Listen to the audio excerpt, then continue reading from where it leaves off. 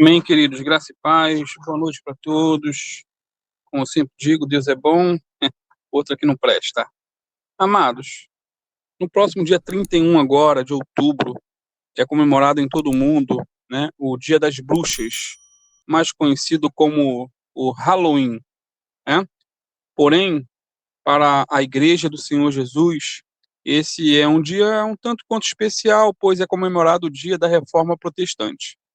Então, o diabo, né, o imitador mor, a fim de provavelmente ofuscar essa data tão importante da história da igreja, colocou em seu lugar uma comemoração completamente satânica, diabólica, totalmente demoníaca. Amados, depois do Pentecostes, a reforma do século XVI foi o maior movimento espiritual ocorrido dentro da igreja.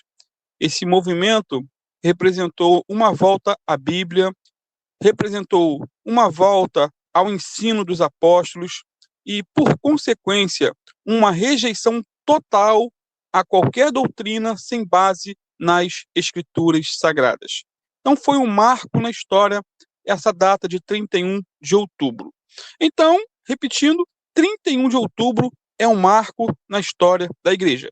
E foi exatamente nesse dia, né, e mês, né, 31 de outubro do ano de 1517, que Martinho Lutero ele fixou nas portas da igreja de Wittenberg as suas famosas 95 teses contra as indulgências de Tetzel, um sacerdote católico que estava vendendo naquele contexto perdão dos pecados por intermédio ou por meio de um documento escrito em que a pessoa podia pecar por antecipação se ela pagasse determinado valor, e tudo isso para a construção da Basílica de São Pedro. Naquela época, queridos, era comum colocar na porta da igreja temas para debate em sala de aula, já que a igreja católica era, como que eu posso dizer, muito ligada à universidade, muito próxima. Portanto, as propostas para os debates, elas eram fixadas nas portas das igrejas. E o mais interessante é que Lutero fixou essas teses em um dia antes do feriado nacional.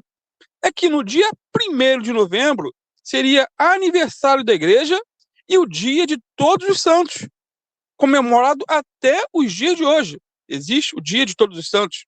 Ou seja, a igreja, logo ao amanhecer, estaria literalmente lotada. Então, à medida que o povo ia se chegando à igreja, ia lendo as teses de Lutero.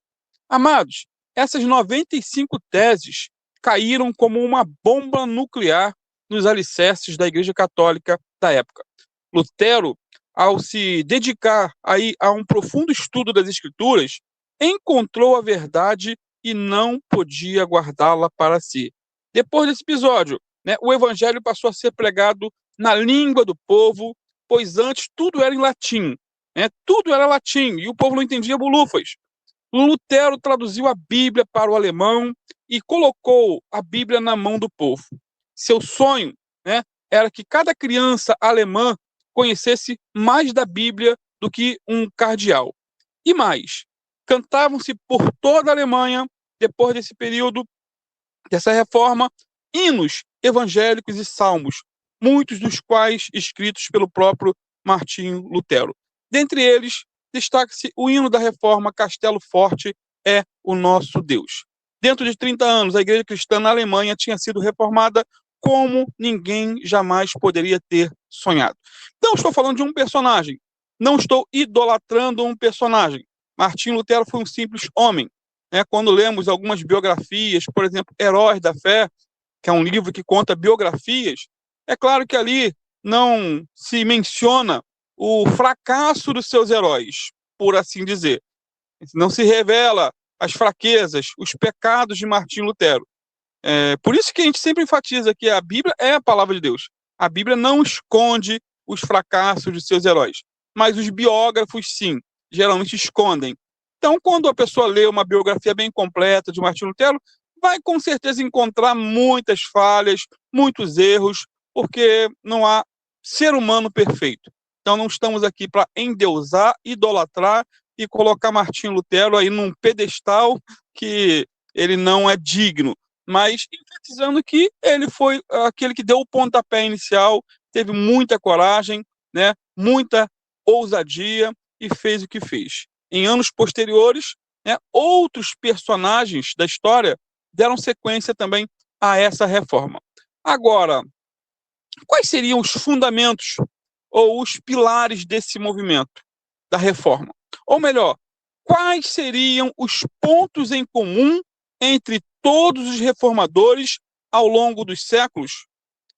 O que havia em comum entre batistas, metodistas, congregacionais, presbiterianos e demais igrejas ao longo dos séculos? O que havia de comum?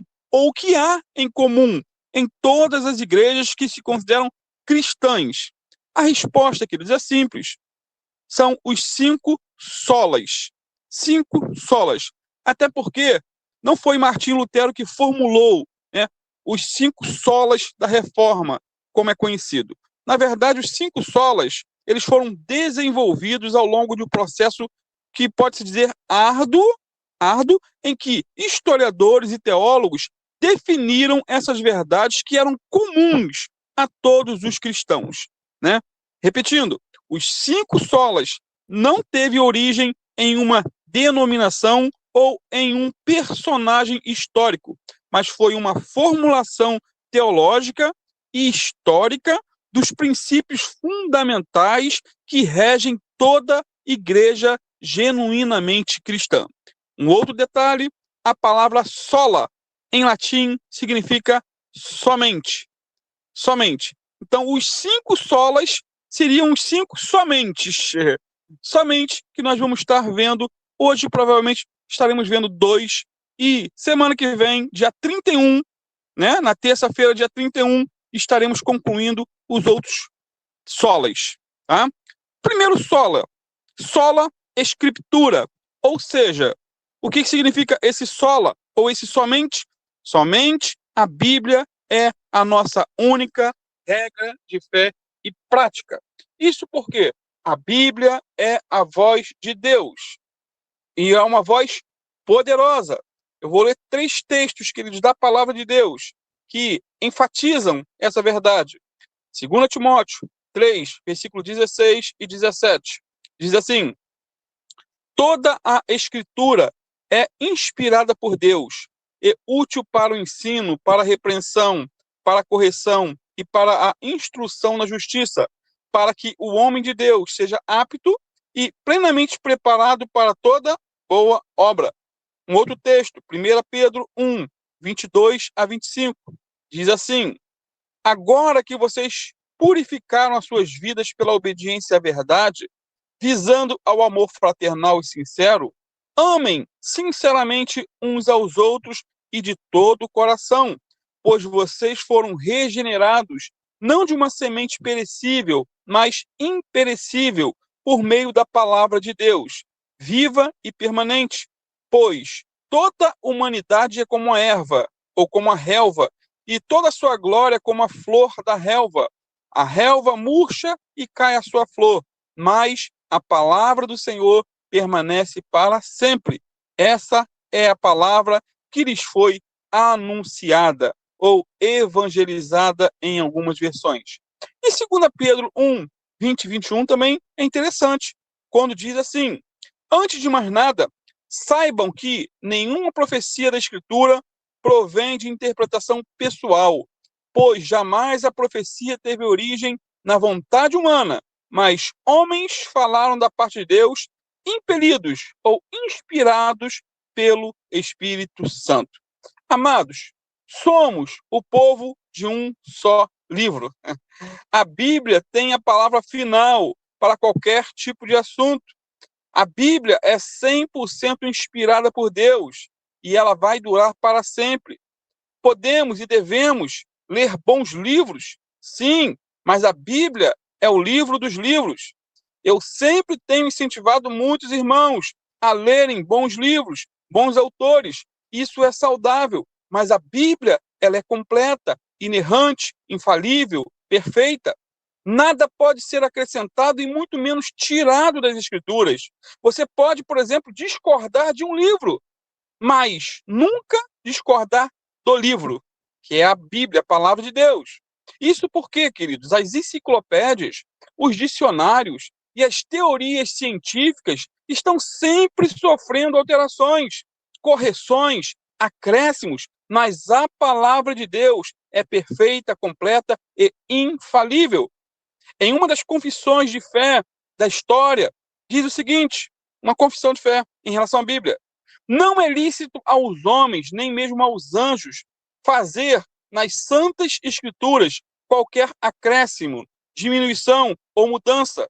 Por consequente, nem a antiguidade, nem os costumes, nem a multidão, nem a sabedoria humana, nem os pensamentos, nem as sentenças, nem os editos, nem os decretos, nem os concílios, nem as visões, nem os milagres devem contrapor-se a estas sagradas escrituras, mas ao contrário, por elas é que todas as coisas se devem examinar, regular e reformar. Portanto, amados, a Bíblia é sempre atual, viva, vibrante e perfeita. A palavra de Deus é poderosa para nos dar novos sonhos, novos projetos e, por que não dizer, um novo coração. Até porque, queridos, o maior agente de conversão ou restauração de uma alma perdida é a palavra de Deus, seja ela pregada ou seja ela simplesmente lida. Amados, apenas um versículo das Escrituras Sagradas é suficiente para converter uma alma. A simples leitura da Bíblia, da palavra de Deus, converte uma alma. Eu posso dizer por mim, eu me converti a Cristo lendo a Bíblia antes de ir para a igreja. Conta-se também a história de um missionário da Sociedade Bíblica Americana. Ele estava certa feita numa rua da África, com o Novo Testamento na mão, orando e pedindo a Deus direção a quem dá aquele Novo Testamento. Foi aí que um jovem africano aproximou-se dele e perguntou se ele não queria dar o livro para ele, né? E o missionário concordou, mas ficou ali um pouco quanto curioso do porquê ele queria tanto a Bíblia. O africano disse então que as páginas da Bíblia tinham a estrutura, o tamanho exato para ele fazer charutos, porque ele queria fumar. E a página da Bíblia era exatamente para fazer o papelotezinho do charuto. E o missionário ali, impressionado com a sinceridade daquele jovem, respondeu o seguinte: eu lhe darei este livrinho, se você me prometer que antes de fazer um charuto com essas páginas, você vai ler todo o livro. Você concorda? Do contrário, se você não concordar, não der a tua palavra, eu não vou te dar a Bíblia. O africano aceitou, então, a proposta e recebeu o Novo Testamento das mãos do missionário. Passaram-se os anos. 15 anos depois, o mesmo missionário participou de uma campanha em que um determinado evangelista negro iria pregar. Quando o evangelista viu o missionário, aproximou-se e perguntou: você se lembra de mim? E o missionário respondeu: não, eu não me lembro de você. O evangelista então disse: há 15 anos atrás, você me deu o seu Novo Testamento. Lembra? Eu disse que as folhas eram na medida exata para eu fazer charutos. Você então me deu o Novo Testamento com a condição de que, antes de fazer charutos, eu teria que ler tudo. Levei muito tempo, missionário. Levei muito tempo para ler o Evangelho de Mateus e cheguei até o Evangelho de João, capítulo 13. E ao fazer isso, uma profunda convicção de pecados veio ao meu coração e eu parei de fumar. Não fumei, entreguei minha vida a Jesus e comecei a pregar a palavra de Deus. E esse Novo Testamento é a razão de eu estar aqui hoje pregando o Evangelho de Jesus Cristo. E o evangelista concluiu dizendo ao missionário: muito obrigado por ter me dado aquele Novo Testamento. Queridos, a palavra de Deus transformou o coração daquele homem, tirou dele os vícios, o salvou e o restaurou. Queridos, guarde isso. A Bíblia tem o poder de fazer de um analfabeto uma pessoa instruída, de um indouto um homem culto, de uma pessoa simples, sem estudos, sem prestígio, um homem sábio, inteligente e letrado. A Bíblia tem tudo o que precisamos para essa vida e também para a vida futura. Tudo para essa vida e também para a vida futura. Há uma outra história. Conta-se que certo homem, ele comprou uma passagem para viajar num navio muito espaçoso, confortável, luxuoso. Só que o seu dinheiro só dava para comprar a passagem. E ele não tinha reservas para comprar o alimento no navio. Sabe o que ele fez? Levou alguns lanchinhos, alguns sanduíches, que acabaram rapidamente. Rapidamente, no primeiro dia já tinha acabado todo o lanche. No segundo dia, ele não tinha mais alimento. E ficou 3 dias sem comer. Ele olhava ali enquanto caminhava pelo navio para as pessoas entrando e saindo do restaurante com inveja. Caramba, esse pessoal tem dinheiro, eu estou aqui com fome, não consigo comer nada. Foi então que ele aproximou-se da porta, terrivelmente faminto, queria comer as sobras que os outros deixavam ou sobravam ali na mesa, em troca de fazer alguma coisa. De repente, uma jovem vestida de garçonete saiu pela porta do restaurante e o homem, faminto, desesperado, aproximou-se e disse: minha querida, por favor, me escute. Estou com muita fome e já faz 3 dias que não como nada. Eu faço o que você me pedir, desde que eu tenha algo para comer.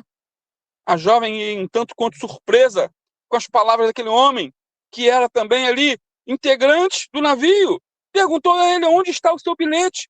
Imediatamente o homem tirou o bilhete do bolso e mostrou para a garçonete e disse: está aqui. A jovem, então, garçonete, maravilhada, olhou para ele e disse: você não comeu por ignorância. Eu o quê? Como assim? A jovem disse: aqui está escrito no teu bilhete que o portador desse bilhete tem o direito de fazer uso de todos os alimentos, todos oferecidos pelo navio, bem como as salas de jogos, o cinema, o clube, o restaurante, tudo. E olhando para o homem, que estava completamente atordoado, totalmente decepcionado, a garçonete concluiu dizendo: você não comeu porque simplesmente não leu o que estava escrito no bilhete. Meu irmão, é sempre esse o nosso problema. Na cruz do Calvário, Jesus nos comprou a passagem rumo à vida eterna. Ele nos redimiu de nossos pecados e nos fez assentar-se com ele, diz a Bíblia, nas regiões celestiais. Porém, muitos de nós não desfrutamos das insondáveis riquezas de Cristo. Sabe por quê? Porque não lemos os seus direitos, não lemos os nossos privilégios nas Escrituras. Tudo está no bilhete, na Bíblia. Tudo está ali. Na palavra, as promessas que nos dão a vitória estão escritas. Satanás tem vitória na vida de muitos crentes. Sabe por quê? Porque simplesmente não leram as promessas no bilhete. Eles não leram as páginas da Bíblia sobre a cura através da fé no nome de Jesus e do poder do sangue de Jesus. Não leram que o sangue de Jesus nos purifica de todo pecado. Não leram que são os filhos de Deus, que nós somos filhos de Deus e co-herdeiros com Cristo Jesus. Amém e amém. Infelizmente, muita gente não lê a Bíblia, não conhece as promessas de Deus para ele. Portanto, meu amado, minha amada, vocês querem um conselho? Leiam a Bíblia para serem sábios, creiam na Bíblia para serem salvos e pratiquem a Bíblia para serem santos. Porém, amados, a grande verdade é que muitos não conhecem o livro santo. A Bíblia, ela tem estado perdida dentro de casa, Dentro de casa. Infelizmente, existem milhares e milhares de analfabetos de Bíblia aí pelo mundo afora. E eu temo que esse mal esteja acontecendo também em nossa igreja. Muitos que arrumam tempo para tudo, mas não conseguem se arrumar, se ajeitar ou se programar para, no mínimo, colocar a leitura da palavra em dia, aprender toda a Escritura. Há algum tempo atrás foi feito um estudo, queridos, minucioso e sistemático em uma determinada cidade, a fim de descobrir o quanto um grupo de pessoas sabia sobre as Escrituras. Muitas igrejas foram convidadas e trouxeram seus representantes num total de 227 pessoas. Escute, história verídica. O grupo se apresentou no dia marcado e os professores fizeram 10 perguntas fáceis, tiradas da Bíblia. Perguntas simples, não eram perguntas teológicas, perguntas simples. Primeira pergunta: quantos livros a Bíblia contém? Quantos livros existem no Antigo e no Novo Testamento? Segunda pergunta: quando ocorreu a conversão de Paulo? Antes ou depois da ressurreição de Cristo? Terceira pergunta: qual era a nacionalidade de Jesus Cristo?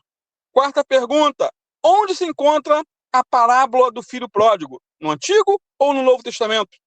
Quinta pergunta: qual foi o primeiro livro da Bíblia a ser escrito? Sexta pergunta: quando o Antigo Testamento foi escrito? Antes ou depois de Cristo? Sétima pergunta: quantos evangelhos estão na Bíblia? E onde eles estão? No Novo ou no Antigo Testamento?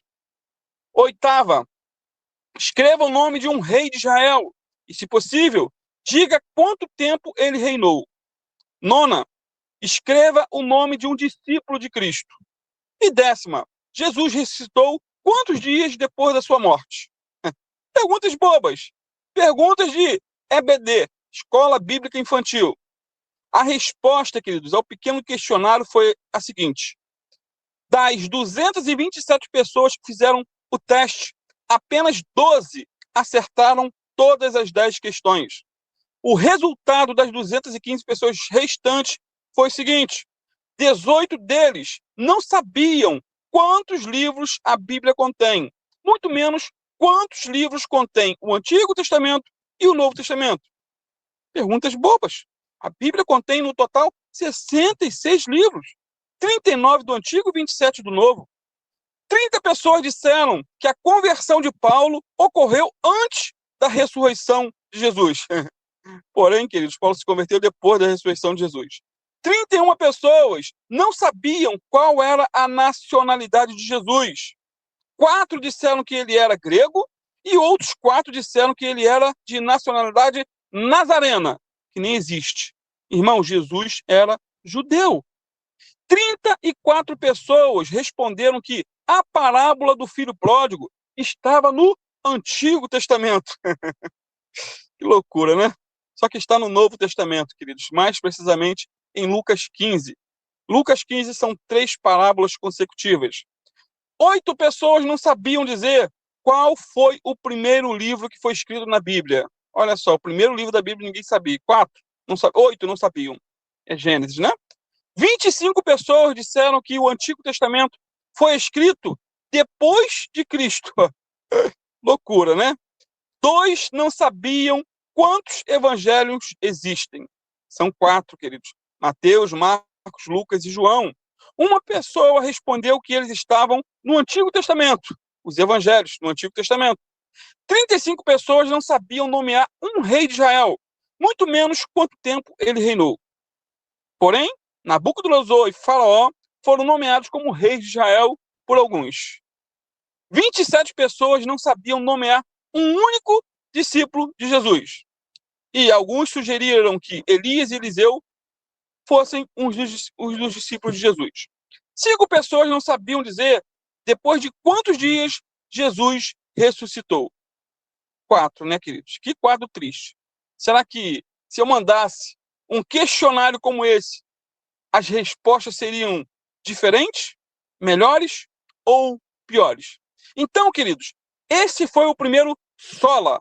Lembrando, sola em latim é somente, ou seja, somente a Bíblia é a nossa única regra de fé e prática para todo o sempre. Na semana que vem, estaremos falando de mais um sola. Sola Christus, ou seja, somente Jesus tem o monopólio da salvação e mais ninguém. Em nome de Jesus, amém, amém e amém.